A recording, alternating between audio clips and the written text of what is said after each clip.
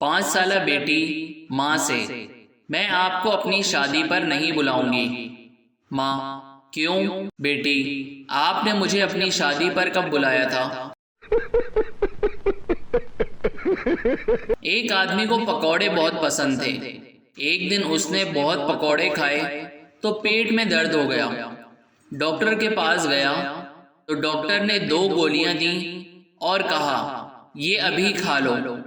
आदमी बोला, डॉक्टर साहब, पेट में अगर इतनी जगह होती तो 2 पकौड़े और नहीं खा लेता।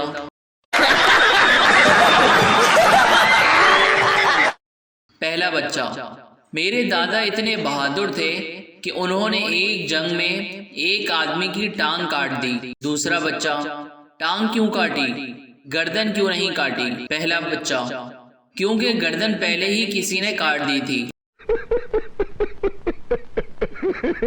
उस्ताद, क्या तुमने कभी उल्लू को देखा है? शागिर्द ने नफी में सर हिलाते हुए आंखें नीचे करी। उस्ताद गुस्से से, नीचे क्या देख रहे हो, मेरी तरफ देखो। डॉक्टर, वो गोली जो मैंने तुम्हें खाना हजम करने के लिए दी थी, क्या इससे खाना हजम हुआ?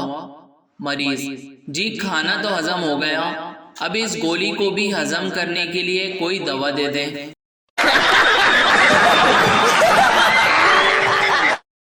Subscribe now